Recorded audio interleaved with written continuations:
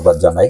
এ পর্যায়ে আমরা একটু কথা শুনবো শাহালি থানার নায়েবে আমির, আমাদের এলাকায় বসবাসরত, ওনার এখানে স্থায়ী বসবাসরত জনাব আব্দুল সালাম ভাই। আমরা ওনার মুখ থেকে সংক্ষিপ্ত কিছু কথা শুনবো। আসসালামু আলাইকুম ওয়া রাহমাতুল্লাহ। আপনারা সবাই কেমন আছেন?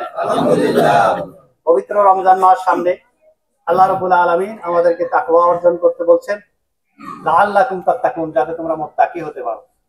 তো আমরা এই পবিত্র রমজানে তাকওয়া অর্জন করব এবং মুত্তাকি হব, এটাই হবে আমাদের মূল টার্গেট। এখন তাকওয়া হতে গেলে আল্লাহর নিষিদ্ধ কিছু বিষয় আছে, সেই নিষিদ্ধ বিষয় থেকে বিরত থাকতে হবে।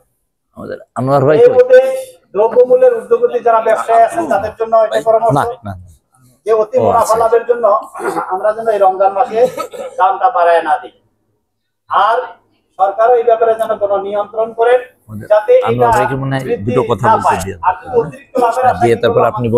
আমার জিনিসকে স্টক করে সেগুলোকে দাম বাড়ায় দিয়া যে করলাম, এর ফলে পৃথিবীর অনেক দেশই আছে যেখানে কি রমজান মাসে জিনিসপত্রের দাম কমে যায়। মালয়েশিয়া এবং অন্যান্য অনেক দেশ আছে যেখানে কি রমজান মাসে জিনিসপত্রের দাম করে, কিন্তু ব্যতিক্রম হলো বাংলাদেশ, যেখানে রমজান আসলে পাগল হয়ে যায়, ব্যবসায়ীরাও পাগল হয়, সিন্ডিকেট পাগল হয়ে যায়, এবং অসাধু লোক কিছু আছে যারা পাগল হয়ে যায় দাম বৃদ্ধির জন্য। এটা যেন না হয়।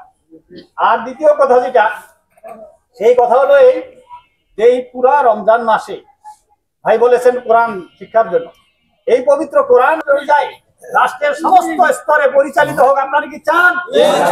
আমরা চাই যে এই দেশের সমস্ত স্তরে পবিত্র কোরআন দ্বারা নিয়ন্ত্রিত হোক, কোরআন দ্বারা সবকিছু পরিচালিত হোক, হাদিস দ্বারা পরিচালিত হোক। কি বলেন, সবাই রাজি আছেন? ইনশাআল্লাহ আমরা এই কোরআনের জন্য চেষ্টা করব ইনশাআল্লাহ। আপনারা আর দ্বিতীয় যে কথাটা আমরা বলতে চাই, সেই কথাটা হলো এই, আমরা যখন যেখানে ডাক পড়বে আল্লাহর দ্বীনের জন্য আমরা সেখানে হাজির হয়ে যাব ইনশাআল্লাহ। আল্লাহ রাব্বুল আলামিন ওই বান্দাকে সবচেয়ে বেশি পছন্দ করেন যখন ডাক করে সে ডাকে হাজিরা দেয়। যেমন একটা উদাহরণ দিয়ে বলি, মসজিদে মুয়াজ্জিন যখন আযান দেয়, নামাজি কি করে? ওখানে গিয়ে হাজির হয়ে যায়। কি কথা ঠিক বলছে কিনা? না, ওখানে গিয়ে হাজির হয়ে যেতে হবে। অর্থাৎ আমাদের এই সংগঠনের পক্ষ থেকে যখন যেখানে ডাক দেওয়া হবে সেখানে আমরা হাজির হয়ে যাব ইনশাআল্লাহ। এবং ইসলাম আমাদের সকল এই দেশের মানুষের জন্য শান্তি, শুধু মুসলিম না, অমুসলিম যারা আছে তাদের জন্য ইসলাম শান্তি, কোরআন শান্তি। কি বলেন? এদেশে দেখেন পাশাপাশি একজন মুসলিম একজন হিন্দু একসাথে বসবাস করে, কিন্তু কোনো মারামারি হয় না, হয়? কিন্তু এতদিন এই 17 বছর না, এই 53 বছর একটা মিথ্যা বুনিয়া একই করা হয়েছে, আমাদের মধ্যে বিভেদ সৃষ্টি করে রাখা হয়েছে।